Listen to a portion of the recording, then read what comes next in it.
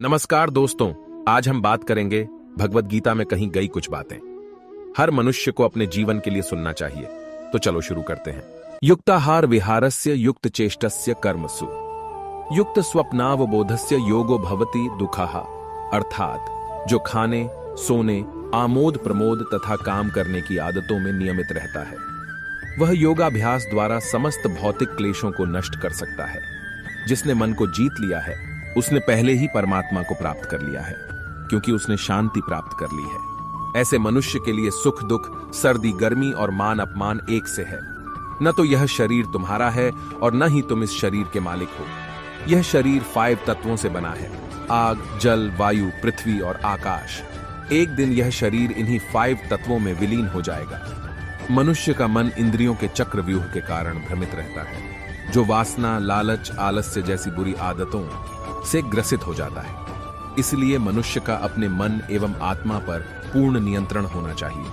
मनुष्य को अपने धर्म के अनुसार कर्म करना चाहिए, जैसे विद्यार्थी का धर्म विद्या प्राप्त करना, सैनिक का धर्म देश की रक्षा करना आदि। जिस मानव का जो कर्तव्य है उसे वह कर्तव्य पूर्ण करना चाहिए। मैं सभी प्राणियों को एक समान रूप से देखता हूं। मेरे लिए ना कोई कम प्रिय है ना ही ज्यादा। लेकिन जो मनुष्य मेरी प्रेम पूर्वक आराधना करते हैं वो मेरे भीतर रहते हैं और मैं उनके जीवन में आता हूं। तुम्हारा क्या गया जो तुम रोते हो? तुम क्या लाए थे जो तुमने खो दिया? तुमने क्या पैदा किया था जो नष्ट हो गया? तुमने जो लिया यहीं से लिया, जो दिया यहीं पर दिया। जो आज तुम्हारा है कल किसी और का होगा, क्योंकि परिवर्तन ही संसार का नियम है। जो मनुष्य जिस प्रकार से ईश्वर का स्मरण करता है उसी के अनुसार ईश्वर उसे फल देते हैं। कंस ने श्री कृष्ण को सदैव मृत्यु के लिए स्मरण किया तो श्री कृष्ण ने भी कंस को मृत्यु प्रदान की। अतः परमात्मा को उसी रूप में स्मरण करना चाहिए जिस रूप में मानव उन्हें पाना चाहता है। इस संसार में कुछ भी स्थायी नहीं है। संतुष्ट मन इस विश्व का सबसे बड़ा धन है। कर्म किए जाओ, फल की चिंता मत करो। भगवान प्रत्येक वस्तु में, प्रत्येक जीव में मौजूद है। आत्मा अमर है, इसलिए मरने की चिंता मत करो। आत्मा का अंतिम लक्ष्य परमात्मा में मिल जाना होता है, इंसान नहीं। उसका मन किसी का दोस्त या दुश्मन होता है। वर्तमान परिस्थिति में जो तुम्हारा कर्तव्य है वही तुम्हारा धर्म है। मन बहुत चंचल है, जो इंसान के दिल में उथल पुथल कर देता है। जब वे अपने कार्य में आनंद खोज लेते हैं तब वे पूर्णता प्राप्त करते हैं। अहंकार करने पर इंसान की प्रतिष्ठा, वंश, वैभव तीनों ही समाप्त हो जाते हैं। जीवन में कभी भी किसी से अपनी तुलना मत कीजिए। आप जैसे हैं सर्वश्रेष्ठ हैं। बुरे कर्म करने नहीं पड़ते हो जाते हैं और अच्छे कर्म होते नहीं करने पड़ते हैं। जो अपने मन पर नियंत्रण नहीं रखता वह स्वयं का शणै शत्रु बनता जाता है। बुद्धिमान व्यक्ति को समाज कल्याण के लिए बिना आसक्ति के काम करना चाहिए।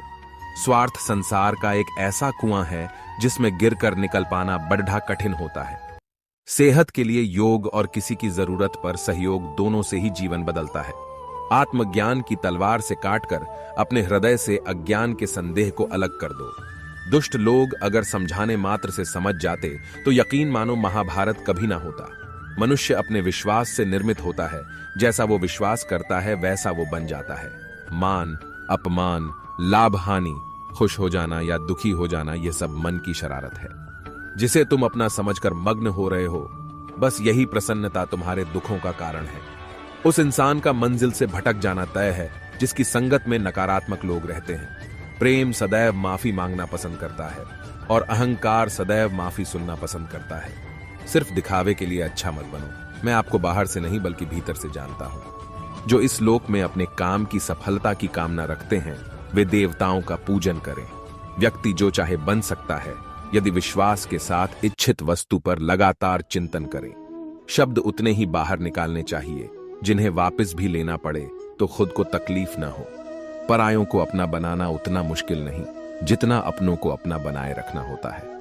इंसान की सोच ही उसकी सबसे बड़ी पहचान है, वरना दुनिया में एक नाम के अनेक इंसान है। बहुत विनम्रता चाहिए रिश्तों को निभाने के लिए। छल कपट से तो सिर्फ महाभारत रची जाती है। यदि आप किसी के साथ मित्रता नहीं कर सकते हैं तो उसके साथ शत्रुता भी नहीं करना चाहिए। ये थी कुछ बातें जो हमें भगवत गीता से सीखनी चाहिए। ठीक है दोस्तों, मिलता हूं अगला वीडियो में।